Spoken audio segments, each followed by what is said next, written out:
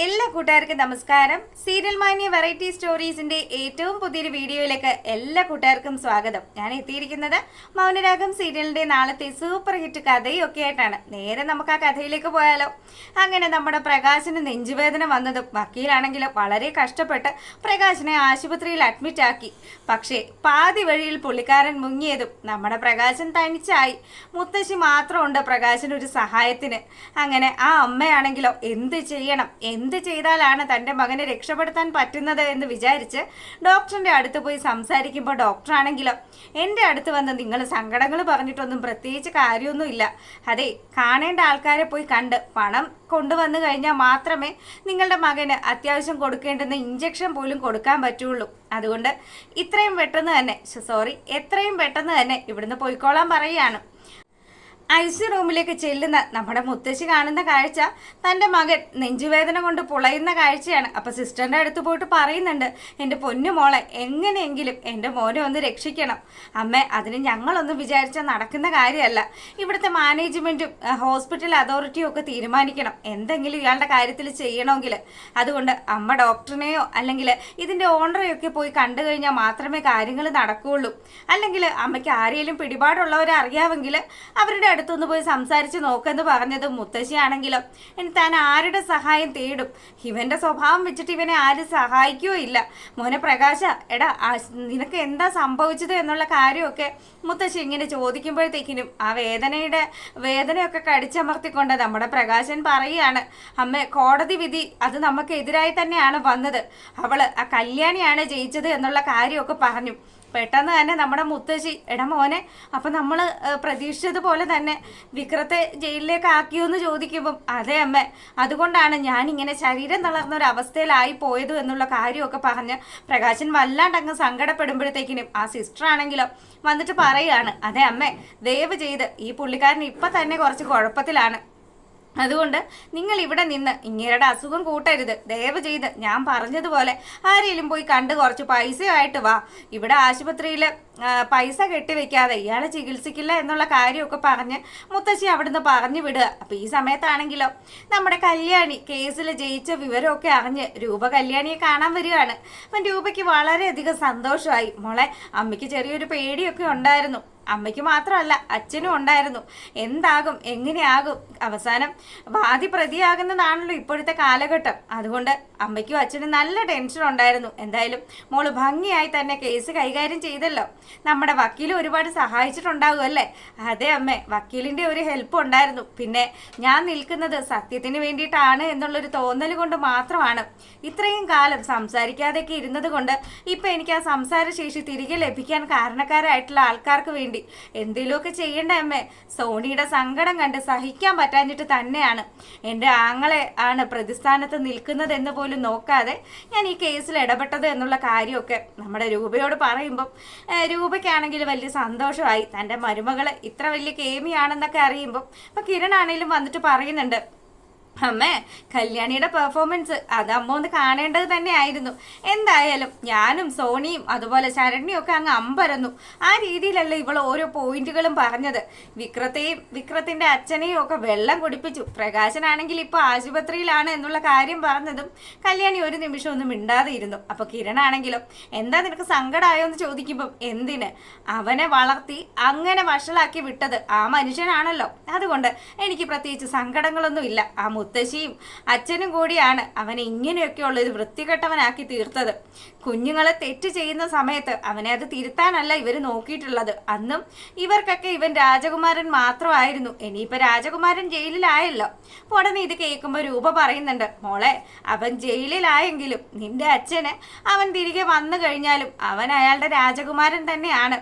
അത് തന്നെ ആയിരിക്കും ഇനി സംഭവിക്കാൻ പോകുന്നതെന്നും പറഞ്ഞ് രൂപ ഇങ്ങനെ കാര്യങ്ങളൊക്കെ പറയുമ്പോഴത്തേക്കിനും കല്യാണിയാണെങ്കിലോ, അമ്മേ, അവൻ അത്ര പെട്ടെന്നൊന്നും ഇനിയിപ്പോൾ പുറത്തൊന്നും ഇറങ്ങില്ല. അച്ഛനിപ്പോൾ ഈ അവസ്ഥയിൽ ആശുപത്രിയിലും ആണല്ലോ. ഇവനെ ഇറക്കാനായിട്ട് ആര് തുനിയാനാണ്? പിന്നെ എനിക്കൊരു സംശയം എന്ന് പറഞ്ഞാൽ സരയും അവളുടെ അമ്മയും അച്ഛനും ഒക്കെ കൂടി ഇതിൽ ഇടപെടുമോ എന്നുള്ളൊരു ഡൗട്ടുണ്ട്. അവർ എന്ത് കളിയും നമ്മൾക്കെതിരെ കളിക്കുമല്ലോ. അപ്പം ഇങ്ങനെയൊക്കെ ഇവർ സംസാരിക്കുമ്പോഴത്തേക്കിനും നമ്മുടെ മുത്തശ്ശി ആണെങ്കിലോ ആരുടെ അടുത്ത് പോയി ചോദിച്ചാലാണ് ആരാണ് തന്നെ സഹായിക്കുന്നത് എന്നൊക്കെ ഇങ്ങനെ ആലോചിച്ച് നിൽക്കുമ്പോഴത്തേക്കിനും പെട്ടെന്ന് തന്നെ എന്നൊരു കാര്യം ചെയ്യാം, കാദംബരിയുടെ അടുത്തേക്ക് പോവാം. കാദംബരി എന്നെ കണ്ടില്ലെന്ന് വെക്കില്ലല്ലോ, അവൾക്ക് കുറച്ച് മനസ്സലിവൊക്കെ ഉണ്ട് വിക്രത്തിന്റെ കാര്യത്തിൽ.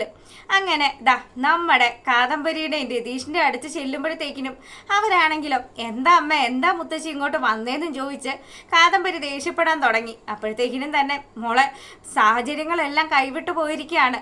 നിന്റെ അച്ഛന് വിക്രത്തിന്റെ അവസ്ഥ കണ്ട് നെഞ്ചുവേദന വരെ വന്നു. അവിടെ ആശുപത്രിയിൽ അവനെ ചികിത്സിപ്പിക്കണമെങ്കിൽ പൈസ കെട്ടണം മോളെ, മുത്തശ്ശി എവിടുന്ന് കൊടുക്കാനാ? മോൾ ഒരു കാര്യം ചെയ്യ്, എന്തെങ്കിലും ചെയ്ത് മുത്തശ്ശിക്ക് കുറച്ച് കാശിതാ. അപ്പൊ ഇത് കേട്ട് രതീഷാണെങ്കിലോ അതെ ഞങ്ങൾ ഇവിടെ വളരെ ബുദ്ധിമുട്ടിയാ കഴിയുന്നത്, പിന്നെ പുത്രൻ വലിയ കാര്യമൊന്നും ചെയ്തിട്ടല്ലല്ലോ ഇപ്പൊ ആശുപത്രിയിലായത്. കൊച്ചുമകനെ നല്ലതുപോലെ വളർത്തണമായിരുന്നു, അല്ലാതെ പറഞ്ഞു കൊടുക്കേണ്ട സമയത്ത് നല്ല കാര്യങ്ങൾ പറയാതെ മോശം കാര്യങ്ങളൊക്കെ ചെയ്ത് വെപ്പിച്ചിട്ട് എന്നിട്ട് ഇപ്പൊ കിടന്ന് നിലവിളിച്ചിട്ട് കാര്യമുണ്ടോ എന്ന് ചോദിക്കുമ്പോഴത്തേക്കിനും മുത്തശ്ശിയാണെങ്കിലോ എടാ പൊന്നു മോനെ നീ എങ്ങനെയെങ്കിലും അവനെ ഒന്ന് രക്ഷപ്പെടുത്തടാന്നുള്ള കാര്യമൊക്കെ പറഞ്ഞ് നമ്മുടെ രതീഷിന്റെ കാൽക്കൽ വീഴാൻ നിൽക്കുമ്പോൾ ഞങ്ങൾ സഹായിച്ചിട്ട് എന്തായാലും അച്ഛനെ രക്ഷപ്പെടുത്തണ്ട എന്നുള്ള ഒറ്റ തീരുമാനത്തിലാണ് കാദംബരി നിൽക്കുന്നത്. അപ്പം അവിടെ വന്ന് കാശ് കെട്ടുന്ന കാര്യമൊക്കെ ചിന്തിക്കാം. എന്തായാലും കല്യാണിയോട് കൂടി നിങ്ങളൊന്ന് പോയി സംസാരിച്ച് നോക്ക്. കല്യാണിക്കാണുമ്പോൾ ഇച്ചിരിയൊക്കെ ഒരു മനസ്സിലുള്ളതാണല്ലോ, അതുകൊണ്ട് ആ കാര്യം വല്ല നോക്കെന്നും പറഞ്ഞ് രതീഷ് അവിടെ നിന്നും അമ്മുമ്മയെ നടതള്ളുകയാണ്. അങ്ങനെ നമ്മുടെ മൂങ്ങയാണെങ്കിൽ അവിടുന്നും പോകുന്നു. നേരെ വരുന്നത് സോണിയുടെ വീട്ടിലേക്കാണ്. സോണിയെ കണ്ടെങ്കിലും സഹായം ചോദിക്കാം. ഇപ്പൊ കല്യാണിക്കെതിരെ നിന്നാണല്ലോ പട വെട്ടിയത്, അതുകൊണ്ട് തന്നെ കല്യാണിയുടെ മുന്നിലേക്ക് പോകാൻ നമ്മുടെ മുത്തശ്ശിക്ക് ഇച്ചിരി നാണക്കേടാണ്. സോണിയുടെ അടുത്ത് ചെന്നതും സോണിയാണെങ്കിൽ വിവരങ്ങളൊക്കെ കേട്ടു. പ്രകാശന് നെഞ്ചുവേദന വന്ന സമയത്ത് ഞാനും കിരണും അതുപോലെ തന്നെ കല്യാണിയൊക്കെ അവിടെ തന്നെ ഉണ്ടായിരുന്നു. ഞങ്ങൾ ആരും ആശുപത്രി കൊണ്ടുപോകാതിരുന്നത് അയാളുടെ മകനെ വളർത്തി വഷളാക്കിയത് കൊണ്ട് മാത്രമാണ്.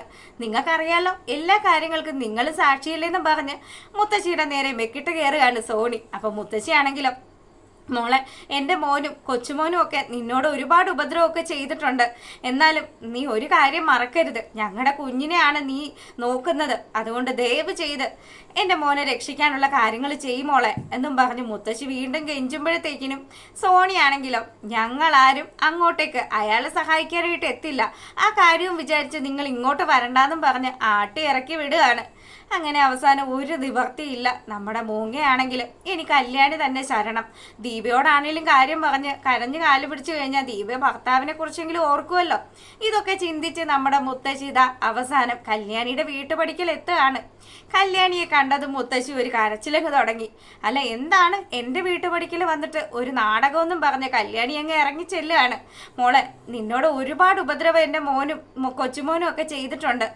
അപ്പം നിങ്ങൾക്ക് അറിയാൻ കാര്യങ്ങളെല്ലാം. അല്ല എന്നിട്ട് ഇപ്പൊ എന്തിനാണാവോ എന്നെ തിരക്കി ഇങ്ങോട്ട് വന്നേന്ന് കല്യാണി ചോദിക്കുമ്പോൾ മുത്തശ്ശി പറയുന്നുണ്ട്, മോളെ അവന് തെറ്റുപറ്റി പോയി, അവൻ ആ തെറ്റുകളൊക്കെ മനസ്സിലാക്കുന്നൊക്കെ ഉണ്ട്, ദയവ് ചെയ്ത് അവനെ രക്ഷിക്കണമെങ്കിൽ ആശുപത്രിയിൽ കുറച്ച് പണം കെട്ടണം, നീ എനിക്ക് കുറച്ച് കാശ് തരുമോ എന്ന് ചോദിക്കുകയാണ്.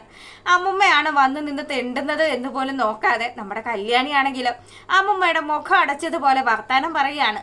അപ്പൊ മുത്തശ്ശി ആണെങ്കിൽ അവിടെ നിന്ന് കരയാൻ തുടങ്ങി. ഈ ഒച്ചയും ബഹളവും കരച്ചിലും ഒക്കെ കേട്ട് ദീപയാണെങ്കിലോ അങ്ങോട്ടേക്ക് വരുമ്പോഴത്തേക്കിനും ദീപ എടി മോളെ നിന്റെ ഭർത്താവല്ലേടി പ്രകാശൻ, അവന്റെ ജീവൻ രക്ഷിക്കാൻ നിനക്കും ബാധ്യതയില്ലേ?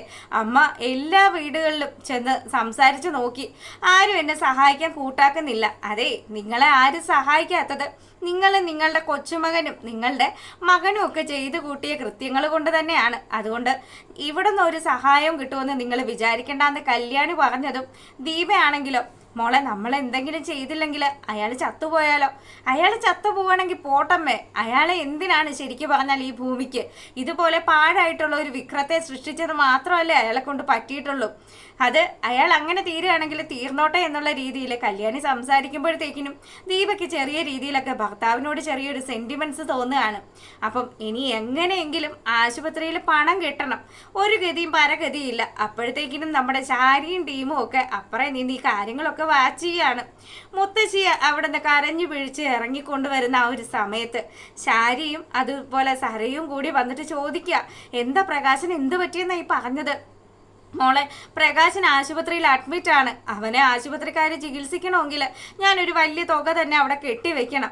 എന്നെ കൊണ്ട് ഈ വയസ്സാം കാലത്ത് എവിടെ നിന്ന് ഇത്രയും വലിയ കാശൊക്കെ ഉണ്ടാക്കാനാണ്, എന്തെങ്കിലും ചെയ്ത് എൻ്റെ മോനെ ഒന്ന് സഹായിക്കാവോ എന്ന് ചോദിക്കുമ്പം ബകാസുരനും അതുപോലെ സരയും ഷാരിയും ഒക്കെ ഇവരെ സഹായിക്കാൻ തയ്യാറായി വരിക.